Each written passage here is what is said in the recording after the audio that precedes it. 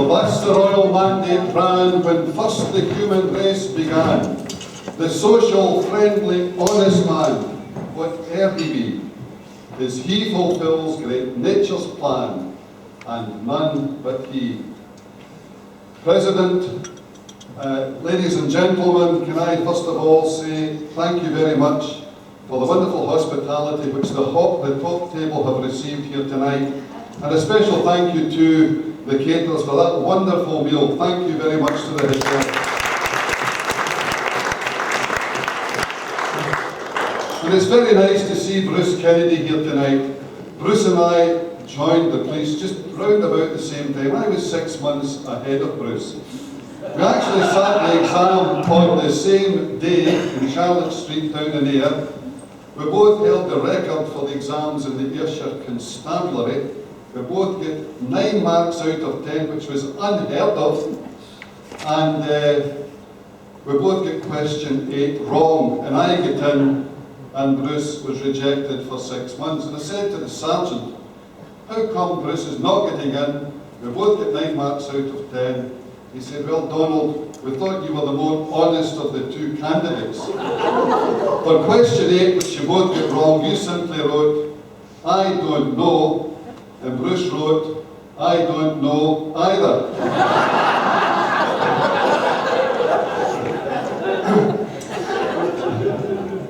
And of course, I come from a mining background in the Doon Valley. My father was down at the pits for 42 years. And when the pits closed there in 1978, the miners began to get various awards for sort of injuries sustained. For example, miner's lung, miner's knee. And these 2 old miners went into the doctors down there to be tested for miner's ear. Their hearing obviously had been affected. So the first miner went in and went in the door and left the door open, and the doctor said, would you please shut that door? And the miner turned round to go and shut the door, and the doctor said, just go back out the door, there's nothing wrong with your hearing, you have failed. So he went out and he spoke to his pal, he said, look, whatever you do not shut the door or you'll fail the test. So the second miner went in and he left the door open, and the doctor said, hey, would you please shut the door? The miner said, shut the bloody door yourself.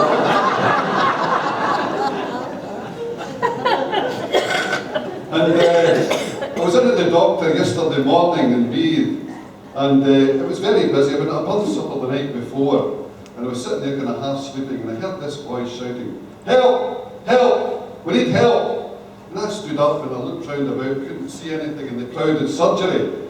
And I went into the first door I saw to see if there was somebody in there, and the doctor was examining a female, and I apologised profusely, come back out, and I said, does anybody know where that shout for help, help, help came from? And this wee guy says, aye son, it came from the television above your head.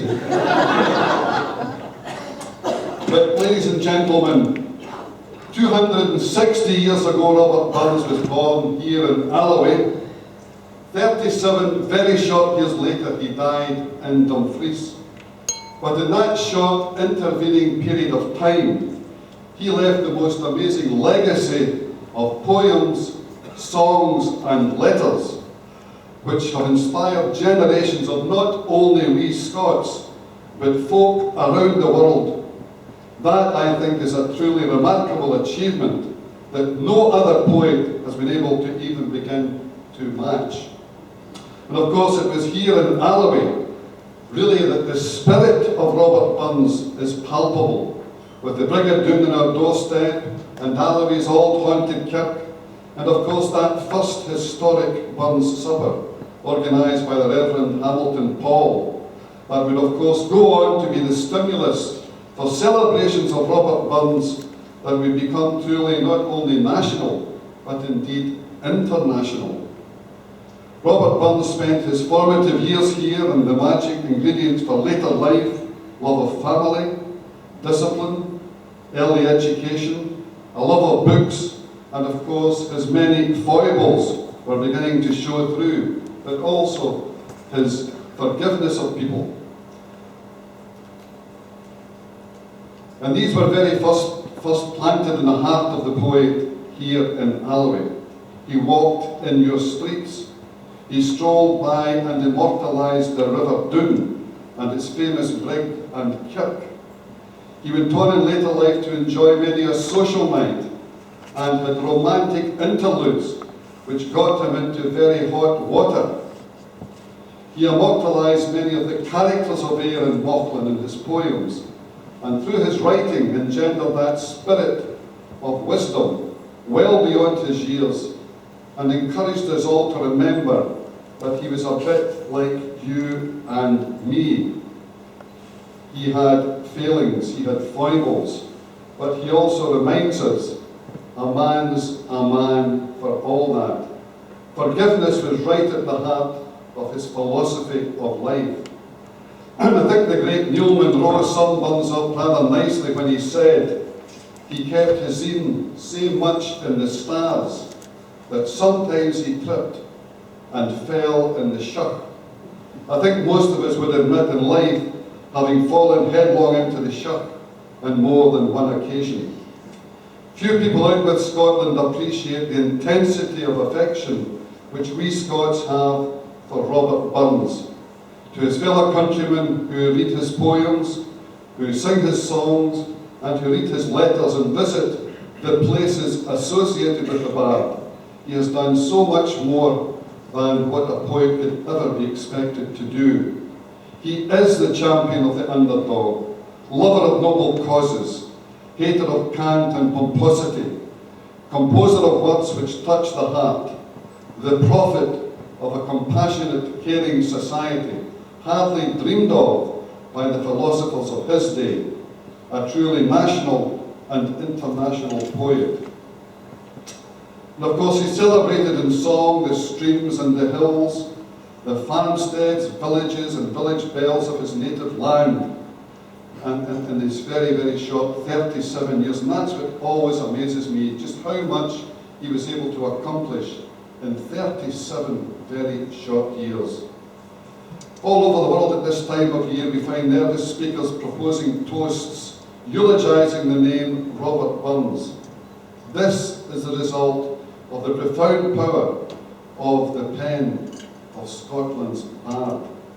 Of course, in 1999, the BBC held a poll, not a referendum, thank God, to discover what people felt was the greatest ever Scot. Nominations included John Logie Baird, Sir Alexander Fleming, Sir Walter Scott, Sir Alec Ferguson, Billy Connolly, Sean Connery, and many more. Robert Burns topped that poll, which I think is truly amazing and a great tribute to the fact that down through all these years, people still realise how important he is to Scottish life and culture. And many times when discussing this phenomenon, the question arises, why Robert Burns, this humble-born but well-educated Ayrshire poet? Because when you think about it, ladies and gentlemen, Scotland is rich in men who in the sciences, in the arts, in engineering, in architecture, in medicine, and so many more fields have done great works to improve not only the material benefits of the people of Scotland, but peoples of the whole world. So why Robert Burns? Many and varied are the answers to the question. The Earl of Rosebery many years ago answered it by saying, "The world owes Robert Burns a general debt, but Scotland's debt is special. He exalted our nation, and he hallowed our tongue." Many thousands of miles away from these shores, the poet Longfellow gives as part of his answer to the same question. Touched by his hand, the wayside weed becomes a flower. The loneliest reed beside the stream is clothed in beauty. Gorse and grass are heather when his footsteps pass, and they brighter seem. William Wordsworth said of him, "In busy street and loneliest glen are felt the flashes of his pen. He ruled mid winter's snows, and when bees fill their hives, deep in the heart of men, his power survives."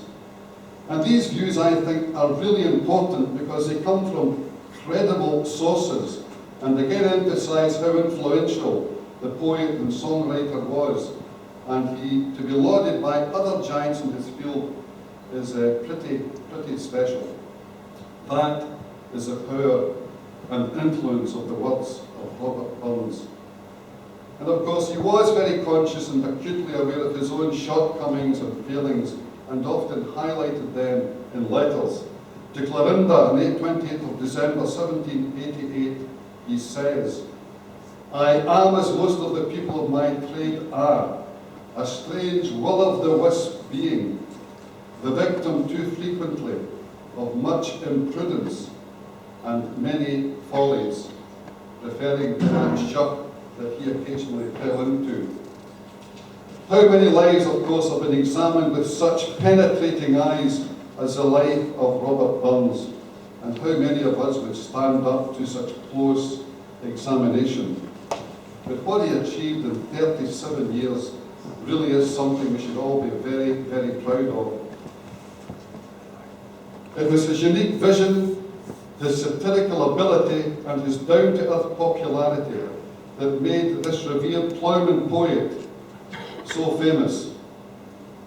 And of course, some folk would have us believe that he was a drunkard, an absolute nonsense, because he really must have written something every day of his adult life when you examine the vast canon of work he produced, which were worked and reworked, spending countless hours after a hard day's work in the fields, writing with ink and quill, with a smelly oil lamp for light, and I say for the benefit of anybody who works here for South Ayrshire Council, that there is called sweat.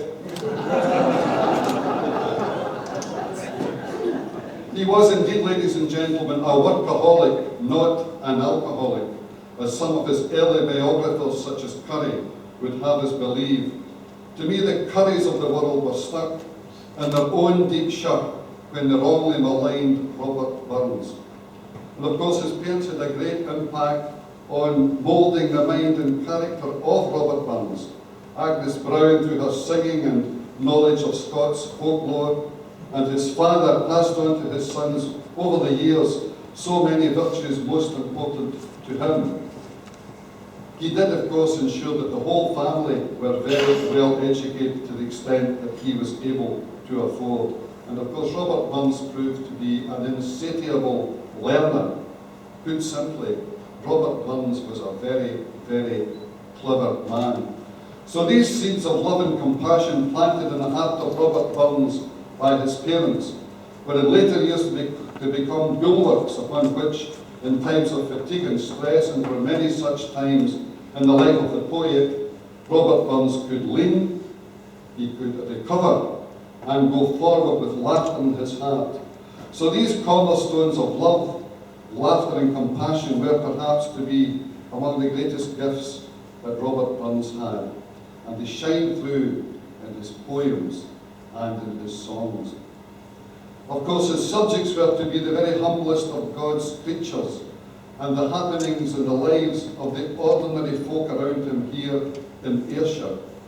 Who but a man with gifts such as these, ladies and gentlemen, could have sat in a cold Scottish kirk on a Sunday morning and watched a young pretty girl proud of her fancy hat, and notice a wee creepy crawly making its way through her curls and onto the lace of her hat, and produce from that probably simple but not unusual incident that scintillating, laughing poem, To a Louse, with its worldwide quoted couplet, "Oh, with some poor the gift to gi'es, to see yourselves as others sees." That is the power of the pen of Robert Burns. And of course, Burns was responsible for the song that is sung at gatherings all over the world, the international anthem of friendship, so dear to we emotional Scots. Love of home, love of family, friendships, and love of our childhood days. We twa hae run about the braes and pu'd the gowans fine. We've wandered mony a weary fit sin auld lang syne. We twa hae paddled in the burn, frae morning sun till dine, but seas between us braid hae rode sin auld lang syne. And there's a hon my trusty fear, and he's a hand o' thine. and we'll tak a rich good willywag for Auld Lang Syne. That is an example of the power of the pen of Robert Burns, making the whole world sing with us. So in his 37 short years, Robert Burns gave to the Scottish people, and through the Scottish people to the whole world, a heritage of song and poetry which all mankind can immediately relate to. And we'll hear some of our own favourites tonight, I've no doubt. He wasn't given to using words for the sake of it. Anyone in any country can quickly understand the bard when he says, a man's a man for all that. Man's inhumanity to man makes countless thousands more. But with some gift the power to gears, to see ourselves as others see us. No man can tether time nor tide. If you want to do it today. Rank is but the guinea's stamp, the man's the gowd for all that. I free off hand a story tell, when way a bosom crony, but I keep something to yourself, you seldom tell to one. Give me ye spark o' nature's fire, that's all the learning I desire.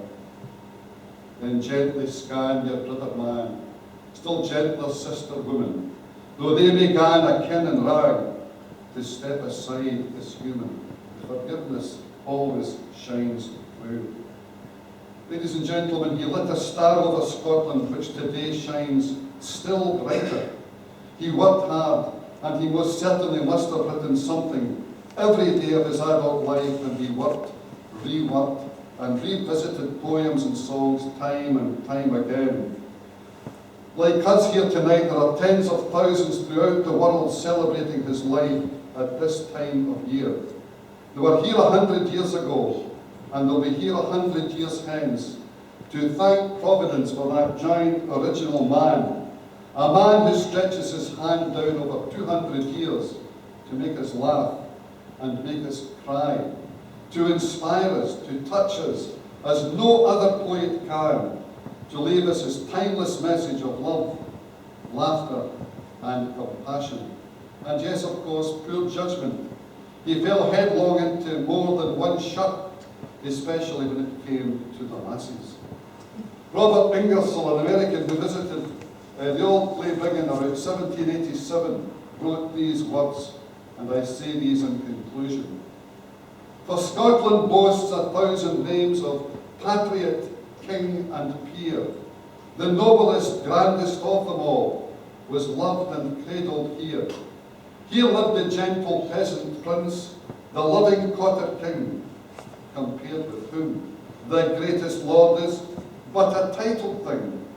'Tis but a cot roofed in with straw, a hovel made of clay. One door shuts out the snow and storms, one window greets the day. And yet I hold all thrones in scorn, for here beneath this lowly thatch, love's sweetest bard was born. Within this hallowed hut I feel like one who clasps a shrine. When the glad lips at last have touched, that something seemed divine. And here the world through all the years, as long as day returns, the tribute to its love and tears will pay to Robert Burns. Ladies and gentlemen, thank you for your courtesy. I now invite you to stand proudly and link a toast to the immortal memory of Robert Burns.